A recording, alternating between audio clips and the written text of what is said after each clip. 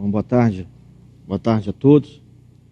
É um prazer enorme, um privilégio participar deste TED para falar um pouco da nossa experiência de Paragominas, um projeto chamado Município Verde, que congrega governo municipal, a sociedade civil organizada, as empresas, as ONGs, e no decorrer de 3 anos e meio,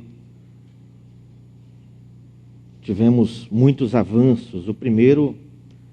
Paragominas foi o primeiro município a sair de uma lista negra que o Ministério do Meio Ambiente havia criado, lista dos municípios que mais haviam desmatado a Amazônia, logo em seguida ser reconhecido com o prêmio Chico Mendes, depois o projeto que não tinha pretensão de tornar-se referência foi transformado em um programa estadual Municípios Verdes pelo governador do estado, e hoje 90 municípios do Pará já aderiram, espraiou também para Rondônia, Mato Grosso.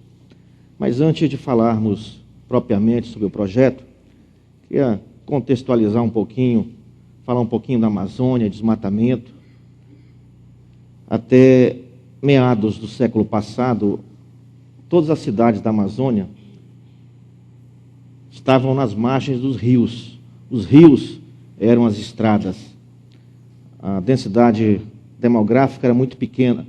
Pequena parte da população do Brasil vivia na Amazônia. Até que o governo federal decidiu colonizar a Amazônia, integrar a Amazônia. E estradas foram abertas. A rodovia Transamazônica, a rodovia BR-163, a rodovia BR-222, a rodovia Belém-Brasília, onde o meu município está às suas margens. E, na época, o governo estimulou a colonização das margens das rodovias. Aquele cidadão pilotando aquele trator é o saudoso presidente Juscelino Kubitschek, e essa foto não é de forma nenhuma para depreciar a imagem do presidente. Eu considero um extraordinário presidente, mas o contexto da época dizia que o país tinha que crescer, tinha que se desenvolver. Na época ainda não existia a palavra sustentabilidade. E essa foto foi tirada na minha cidade, o presidente em cima de um trator de esteiras, derrubando uma árvore de jatobá. E ela é simbólica para a gente, porque ela representa a política pública do governo naquela época. A minha cidade, muito pequena ainda, contou com a agência do Banco da Amazônia, e o Banco da Amazônia passou a financiar a formação de propriedades rurais, de fazendas, e lemas do governo existiam naquela época: integrar para não entregar, homens sem terras para terras sem homens. Os proprietários só recebiam um título de propriedade da área. Depois que ele desmatasse metade da área, tinha que comprovar posse, e posse não se comprovava com floresta em pé, tinha que ser deitada. Mas disso tudo criou-se a cultura do desmatamento. Passou a ficar enraizado na cabeça das pessoas, passou a ser um comportamento normal nas sociedades locais, que o desmatamento era algo que simbolizava crescimento. Se precisava crescer, tinha que desmatar, abrir novas propriedades. Até que, em fevereiro de 2008, o município viveu uma crise ambiental, e nós, percebendo o ambiente propício para que a gente pudesse mudar esse comportamento, mudar o paradigma em relação ao desmatamento, porque até então Paragominas era a síntese de destruição da Amazônia, a gente passou a conversar com a sociedade civil organizada. Passamos 3 semanas, todas as noites, procurando as entidades, conversando na necessidade de mudarmos o nosso comportamento, mudarmos a forma de atuar, mudarmos a forma de desenvolver o nosso município, deixar de lado, dissociar a imagem da cidade com o desmatamento, falando que no passado não tínhamos aquecimento global, mudanças climáticas, o consumo consciente. E aí a gente começou a convencer as entidades até que no dia 28 de fevereiro de 2008, a gente, numa grande reunião de 4 horas de duração, conseguimos firmar um pacto social, que eu sempre falo que foi talvez o nosso maior acerto, Pacto pelo Desmatamento Zero. Naquela noite presentes, prefeito, vice-prefeito, os 10 vereadores, 51 entidades representativas da sociedade civil organizada, todas presentes, patronais, trabalhadores, as ONGs, empresas, e ali a gente decidiu mudar os nossos rumos, reescrever a nossa história. Bom, firmado o pacto, a gente precisava, numa cidade que tem o tamanho, num município que tem o tamanho de Sergipe, tamanho da Bélgica, 20 mil quilômetros quadrados, 100 mil habitantes, é natural que algumas poucas pessoas contrariadas pudessem querer cumprir o pacto. Então a gente precisava monitorar, fiscalizar o pacto. E aí, como é que você fiscaliza um território com 20 mil quilômetros quadrados? Paragominas é 2 vezes maior que o Líbano, país que meu pai nasceu. Território imenso. A gente procurou o Amazon, uma ONG extremamente credibilizada da Amazônia, que tem expertise nessa área de monitoramento por satélites, e passamos a ser o único município a monitorar o seu desmatamento no seu território. O Amazon, mensalmente, mandava as coordenadas geográficas para a gente colocava na mão de um técnico com o GPS, e aí ele ia, estradas, florestas adentro, confirmar se havia ou não realmente o foco de desmatamento. Geralmente em tempo real. Os órgãos estaduais e federais são muito mais lentos. O município não, ele faz em tempo real, praticamente coíbe, confirma e coíbe o restante do desmatamento. Acontecendo o desmatamento, a gente notificava, autuava, chamava o sindicato que representava aquele produtor, colocava na mídia em algumas situações, em caso de reincidência, encaminhava para o Ministério Público e começamos a reduzir o desmatamento no município. Reduzimos de julho de 2009 em relação ao ano anterior, 86% no primeiro ano. Segundo ano, 2010, em relação a 2009, 43%. Mas, ao mesmo tempo que reduzimos o desmatamento desses 2 anos, também reduzimos postos de trabalho. Sejam eles ilegais, mas eram postos de trabalho que, de uma forma ou de outra, injetavam recursos na economia. 1.600 empregos em 2008, 1.100 empregos a menos em 2009, e, naturalmente, que em 2 anos de projeto, a gente teve momentos difíceis em que a sociedade começou a repensar se tantas famílias desempregadas era ali a solução que o município buscava.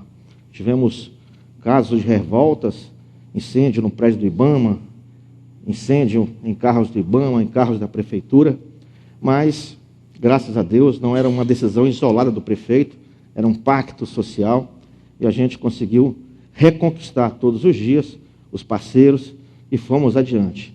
Em 2010, já conseguimos recuperar todos esses empregos perdidos e foi uma troca extremamente interessante.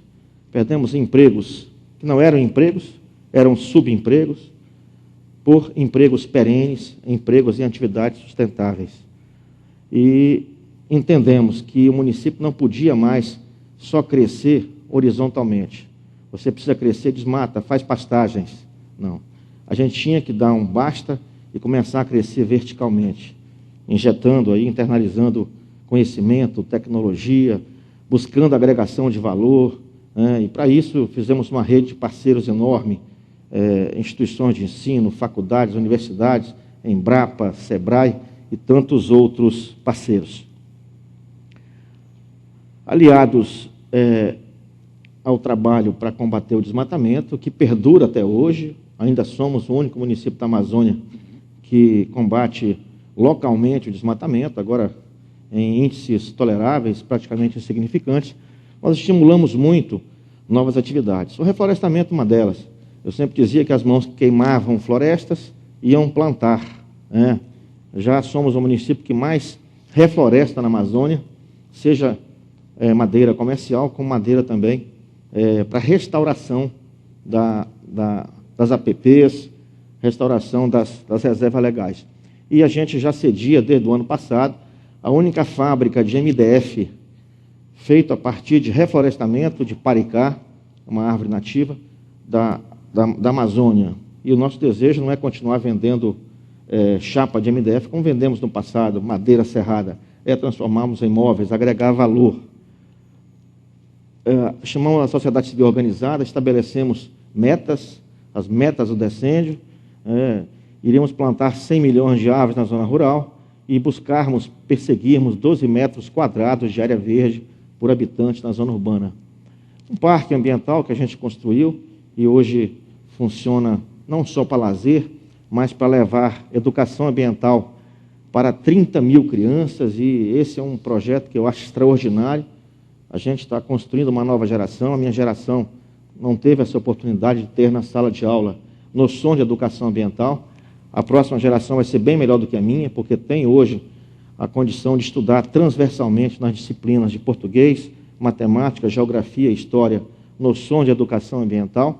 E a gente já nota um grande avanço, seja na zona rural, como a proteção das nascentes, como o combate ao desmatamento das crianças, mas também na cidade, em relação à questão do lixo, a limpeza pública, o cuidado com as praças públicas, o zelo com a cidade.